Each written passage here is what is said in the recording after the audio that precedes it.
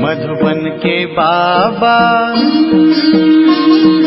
मधुबन के बाबा मुरली वाले, आपका क्या कहना, आपका क्या कहना। ओम शांति। आज 3 अप्रैल 2023 के साकार मधुर महावाक्य हैं। आज मीठे मीठे बाप दादा बोले, मीठे बच्चे, बाप आए हैं तुम्हें ज्ञान का तीसरा नेत्र देने, जिससे तुम सृष्टि के आदि मध्य अंत को जान बुद्धिवान बने हो। बाबा ने कहा, मीठे बच्चे, बाप आए हैं तुम्हें ज्ञान का तीसरा नेत्र देने, जिससे तुम सृष्टि के आदि मध्य अंत को जान बुद्धिवान बने हो। बाबा ने आज प्रश्न पूछा कि आत्मा और शरीर दोनों को पवित्र बनाने तथा राजाई पद का अधिकार लेने की सहज विधि क्या है। उत्तर में बाबा कहते, तुम्हारे पास देह सहित जो भी पुराना ककपन है उसे एक्सचेंज करो, बाप के हवाले कर दो, पूरा बलि चढ़ो, बाप को ट्रस्टी बनाओ, श्रीमत पर चलते रहो तो आत्मा और शरीर दोनों पवित्र बन जाएंगे, राजाई पद प्राप्त हो जाएगा। जनक में बलि चढ़ा तो उनको जीवन मुक्ति मिली। तुम बच्चे भी बाप को वारिस बनाओ तो 21 जन्मों का अधिकार मिल जाएगा। मुरली का गीत है, नयनहीन को राह दिखाओ प्रभु, पग पग ठोकर खाऊं रे। ओम शांति। बच्चों ने गीत सुना। यह भक्त भगवान को पुकारते हैं। भगवान को पूरा न जानने के कारण मनुष्य कितना दुखी है, कितना माथा मारते रहते हैं भक्ति मार्ग में। सिर्फ इस जन्म की बात नहीं, जब से भक्ति मार्ग शुरू हुआ है तब से धक्के खाते रहते हैं। भारत में ही पूज्य देवी देवताओं का राज्य था, जिसको स्वर्ग सचखंड कहा जाता था। अब भारत झूठ खंड है। भारत की महिमा बड़ी जबरदस्त है, क्योंकि भारत परमपिता परमात्मा का बर्थ प्लेस है। उसका असल नाम शिव ही है। शिव जयंती मनाते हैं। रुद्र व सोमनाथ जयंती नहीं कहा जाता है, शिव जयंती व शिवरात्रि कहा जाता है। अब सभी नयनहीन बुद्धिहीन हैं, क्योंकि सब में 5 विकार प्रवेश हैं। रावण ने नयनहीन और बुद्धिहीन बनाया है, एक दो को दुख देते रहते हैं। भारत जब स्वर्ग था तो दुख का नाम नहीं था, तो स्वर्ग की स्थापना करने वाला है हेवनली गॉड फादर। अभी सब भक्तों का भगवान तो जरूर एक होना चाहिए ना। सभी नयनहीन हैं, अर्थात ज्ञान के चक्षु व डिवाइन इंसाइट नहीं है। भगवान उवाच कि मैं तुमको राजयोग सिखाता हूँ। श्रीमद् भगवत गीता है मुख्य। श्री अर्थात श्रेष्ठ मत से अब तुमको बुद्धिवान बनाया जाता है। दिव्य चक्षु अर्थात ज्ञान का तीसरा नेत्र देते हैं। वास्तव में ज्ञान का तीसरा नेत्र तुम ब्राह्मणों को मिलता है, जिससे तुम बाप को और बाप की रचना के आदि मध्य अंत को जान जाते हो। इस समय सर्वव्यापी है देह, अहंकार व 5 विकार, इसलिए सभी घोर अंधेरे में है। तो बच्चों के पास रोशनी है। तुम्हारी आत्मा सारे वर्ल्ड की हिस्ट्री, ज्योग्राफी को जान गई है। आगे तुम सब अज्ञान में थे। ज्ञान अंजन सतगुरु दिया, अज्ञान अंधेर विनाश। जो पूज्य थे वही फिर पुजारी बन पड़े हैं। पूज्य हैं रोशनी में और पुजारी हैं अंधेरे में। परमात्मा को आप ही पूज्य, आप ही पुजारी नहीं कह सकते। वह तो है ही परम पूज्य, सबको पूज्य बनाने वाला।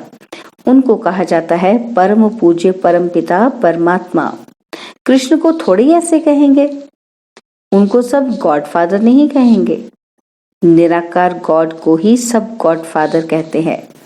है वह भी आत्मा, परंतु परम है, इसलिए उनको परम पिता परमात्मा कहा जाता है। आत्मा और परमात्मा का रूप एक ही है। जरूर हम आत्मा है, वह परम आत्मा सदैव परम धाम में रहने वाला है। अंग्रेजी में उनको सुप्रीम सोल कहा जाता है। बाप कहते हैं तुम गाते भी हो, आत्मा परमात्मा अलग रहे बहुकाल। ऐसे नहीं कि परमात्मा परमात्मा से अलग रहे बहुकाल, नहीं, पहले नंबर का अज्ञान है आत्मा सो परमात्मा और परमात्मा सो आत्मा कहना। तो आत्मा तो जन्म मरण में आती है, परमात्मा थोड़े पुनर्जन्म में आते हैं। बाप बैठ समझाते हैं कि तुम भारतवासी स्वर्गवासी पूज्य थे, ये सारी ईश्वरीय फैमिली हो गई ना। तो अच्छा भला ये तो बताओ कि तुम माता पिता किसको कहते हो? ये कौन कहते हैं? आत्मा कहती है कि तुम माता पिता हम बालक तेरे, तुम्हारी कृपा से स्वर्ग के सुख घनेरे, हमको स्वर्ग में मिले हुए थे।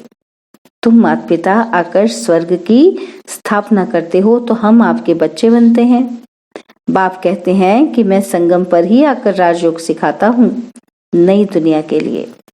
तो बाप आकर समझाते हैं कि तुम मुझे भूल गए हो, मेरी तो शिव जयंती भी भारत में मनाते हो ना। तो गाया जाता है शिवरात्रि। कौन सी रात्रि? यह ब्रह्मा की बेहद की रात है। संगम पर आकर रात से दिन अर्थात नरक से स्वर्ग बनाते हैं। शिवरात्रि के अर्थ का कोई को भी पता नहीं है।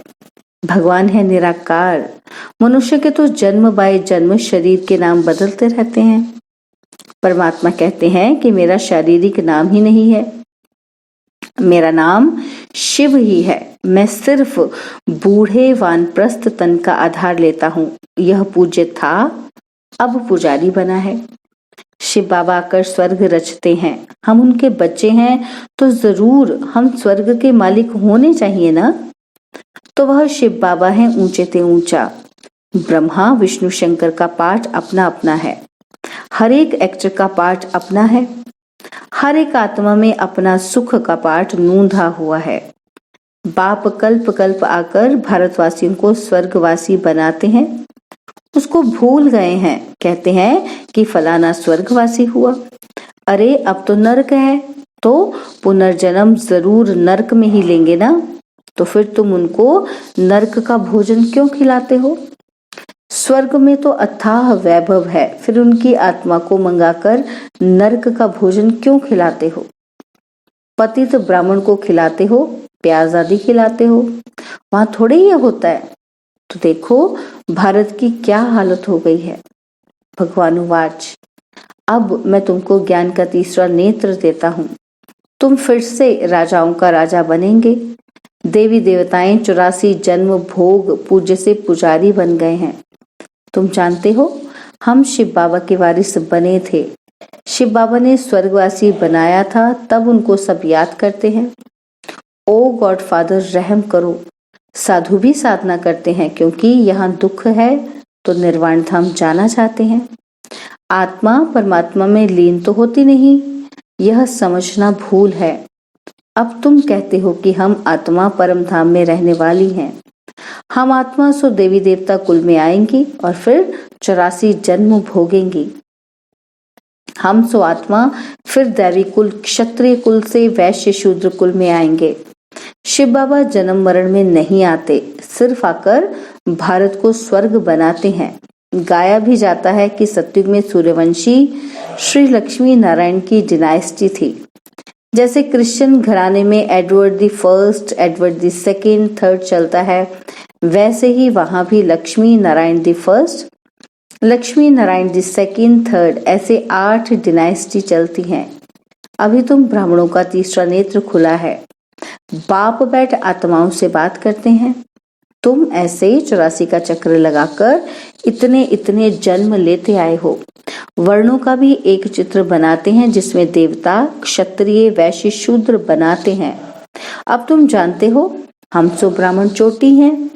इस समय हम हैं ईश्वरीय औलाद प्रैक्टिकल में, और इस समय राजयोग और ज्ञान से हमको सुख घनेरे मिलते हैं। कोई तो सूर्यवंशी राजा रानी का वर्षा लेते हैं, कोई चंद्रवंशी का। सारी किंगडम स्थापन हो रही है, हर एक अपने पुरुषार्थ से वह पद पाएंगे। कोई अगर पूछे कि कभी अभी पढ़ते पढ़ते हमारा शरीर छूट जाए तो क्या पद मिलेगा, तो बाबा बतला सकते हैं, योग से ही आयु बढ़ती है, विकर्म विनाश होते हैं, और कोई उपाय पतित से पावन बनने का ही नहीं है। पतित पावन कहने से ही भगवान याद आता है। भगवान है कौन? यह नहीं जानते। बाप कहते हैं मैं आता ही भारत में हूँ, यह मेरा बर्थ प्लेस है। सोमनाथ का मंदिर कितना आलीशान था, यह बाप ही बच्चों को समझाते हैं, जिसके फिर बाद में शास्त्र बनते हैं। भक्ति मार्ग में ही ये यादगार बनना शुरू होते हैं। जब पुजारी बनते हैं तो पहले पहले सोमनाथ का मंदिर बनाते हैं। भारत तो सतयुग त्रेता में बहुत साहूकार था, मंदिरों में अथाह धन था। भारत हीरे तुल्य था, अब तो कंगाल कौड़ी तुल्य है। और फिर बाप आकर भारत को हीरे तुल्य बनाते हैं। सारा झाड़ जड़जड़ी भूत अवस्था को पाया हुआ है। बाप कहते हैं अपनी शक्ल तो देखो, लक्ष्मी नारायण को बनने लायक हो। नारद की कहानी है ना कि पतित आत्मा पवित्र लक्ष्मी अथवा नारायण को कैसे बन सकेगी। विकार में गए तो फिर पासपोर्ट कैंसिल हो जाता है। अपने आप को देखा जाता है कि हम ऐसा पुरुषार्थ करते हैं जो मम्मा बाबा की गद्दी नशीन बन सके। यह है ही पतित दुनिया, पवित्रता है मुख्य। अब तो no health, no wealth, no happiness. यह रुण्य के पानी मिसल यानी कि मृग तृष्णा का राज्य है। इस पर भी दुर्योधन की कहानी शास्त्रों में है। दुर्योधन विकारी को कहा जाता है। द्रौपदी कहती है कि हमारी लाज रखो। यह द्रौपदियां है ना, तो बाप कितना अच्छी रीति समझाते हैं। जितना बुद्धि योग पूरा लगा हुआ होगा तो धारणा भी होगी। नॉलेज ब्रह्मचर्य में ही पढ़ी जाती है। बाप कहते हैं ग्रस्त व्यवहार में रहते कमल फूल समान रहना है, दोनों तरफ निभाना है। मरना भी जरूर है और मरने समय मनुष्य को मंत्र देते हैं। बाप कहते हैं तुम सब मरने वाले हो, मैं कालों का काल सबको वापस ले जाने वाला हूं, तो खुशी होनी चाहिए ना। फिर जो अच्छी रीति पढ़ेंगे वह स्वर्ग के मालिक बनेंगे, नहीं पढ़ेंगे तो प्रजापद पाएंगे। यहां तुम आए हो राज्य पद पाने, यह पढ़ाई है, इसमें अंधश्रद्धा की बात नहीं। यह पढ़ाई है राजाई के लिए। जैसे उस पढ़ाई की एम ऑब्जेक्ट है बैरिस्टर बनेगा, तो योग जरूर पढ़ाने वाले टीचर से रखना पड़े। और यहाँ तुमको भगवान पढ़ाते हैं तो उनसे योग लगाना है। बाप कहते हैं कि मैं परम धाम बहुत दूर दूर से आता हूँ। तो परम धाम कितना ऊंच है, सूक्ष्म वतन से भी ऊंच है। वहां से आने में मुझे 1 सेकंड लगता है, उनसे तीखा और कुछ हो ही नहीं सकता। सेकंड में जीवन मुक्ति देता हूँ। जनक का मिसाल है ना, तो अभी तो नर्क पुरानी दुनिया है, नई दुनिया स्वर्ग को कहा जाता है। बाप नर्क का विनाश कराए स्वर्ग की स्थापना कराते हैं। बाकी उनको सर्वव्यापी कहने से क्या मिलेगा, कुछ भी नहीं। बाप तो आकर स्वर्ग का मालिक बनाते हैं। बाकी सभी आत्माएं शांति धाम चली जाएंगी। आत्मा अमर है, उसको पार्ट भी अमर मिला हुआ है। और फिर आत्मा छोटी बड़ी कैसे हो सकती, आत्मा है ही स्टार, बड़ी छोटी हो ना सके। अब तुम हो God fatherly students. God father knowledgeful blissful है, वह तुमको पढ़ा रहे हैं। तुम जानते हो इस पढ़ाई से हम सो देवी देवता बनेंगे। तुम भारत की सेवा कर रहे हो। पहले पहले तो बाप का बनना है, और जगह तो गुरु के पास जाते हैं, उनके बनते हैं अथवा उसे अपना गुरु बनाते हैं। यहाँ तो है बाप, तो पहले बाप का बच्चा बनना पड़े। बाप बच्चों को अपनी जायदाद देते हैं। बाप कहते हैं बच्चे तुम एक्सचेंज करो, तुम्हारा कखपन हमारा और हमारा सब कुछ तुम्हारा। देह से ही तो जो कुछ है वह सब कुछ मुझे दे दो, मेरे को दे दो, और मैं तुम्हारी आत्मा और शरीर दोनों को पवित्र बना दूंगा, और फिर राजाई पद भी दूंगा। तुम्हारे पास जो कुछ है वह बलि चढ़ो, मुझे ट्रस्टी बनाओ, मेरी श्रीमत पर चलो। जनक राज्य भाग्य सहित बलि चढ़ा तो उनको जीवन मुक्ति मिली। बाबा ये सभी कुछ आपका है। बाप कहते हैं मुझे वारिस बनाओ, और मैं 21 जन्म तुमको वारिस बनाता हूँ। सिर्फ मेरी मत पर चलो, भल धंधा करो, विलायत जाओ, कुछ भी करो, सिर्फ मेरी मत पर चलो। खबरदार रहना है, माया घड़ी घड़ी पछाड़ेगी।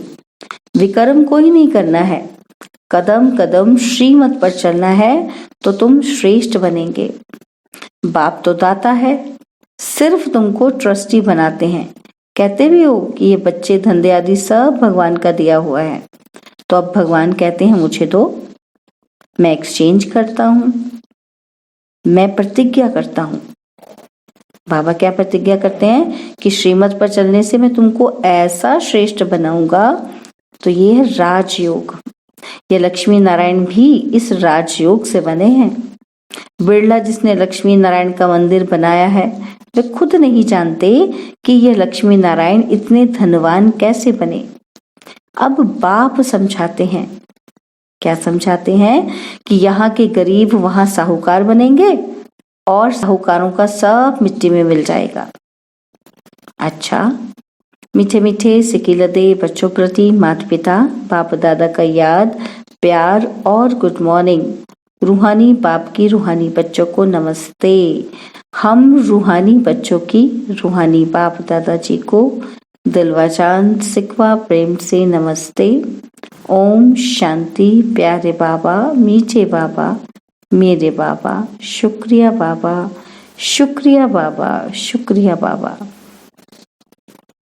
धारणा के लिए मुख्य सार है। पहला पॉइंट है, माता पिता के गद्दी नशीन बनने के लिए पवित्रता की धारणा करनी है। दोनों तरफ निभाते हुए पढ़ाई पर पूरा ध्यान देना है। और सेकंड पॉइंट, कोई भी विकर्म नहीं करना है। बहुत खबरदार हो, श्रीमत पर चलते रहना है। ट्रस्टी जरूर बनना है। बाबा ने आज वरदान दिया, अपने मस्तक बीच सदा बाप की स्मृति इमर्ज रखने वाले मस्तक मणि भव। अपने मस्तक बीच सदा बाप की स्मृति इमर्ज रखने वाले मस्तक मणि भव। मस्तक मणि अर्थात जिसके मस्तक में सदा बाप की याद रहे, इसी को ही ऊंची स्टेज कहा जाता है। अपने को सदा ऐसी ऊंची स्टेज पर स्थित रहने वाली श्रेष्ठ आत्मा समझ आगे बढ़ते रहो। जो इस ऊंची स्टेज पर रहते हैं वह नीचे की अनेक प्रकार की बातों को सहज पार कर लेते हैं। समस्याएं नीचे रह जाती हैं और स्वयं ऊपर हो जाते। मस्तक मणि का स्थान ही ऊंचा मस्तक है, इसलिए नीचे नहीं आना, सदा ऊपर रहो। स्लोगन है, बेफिक्र बादशाह की स्थिति का अनुभव करना है तो मेरे को तेरे में परिवर्तन कर दो। बेफिक्र बादशाह की स्थिति का अनुभव करना है तो मेरे को तेरे में परिवर्तन कर दो। ओम शांति। और अब यह एक बहुत अच्छी वीडियो भी जरूर देखें।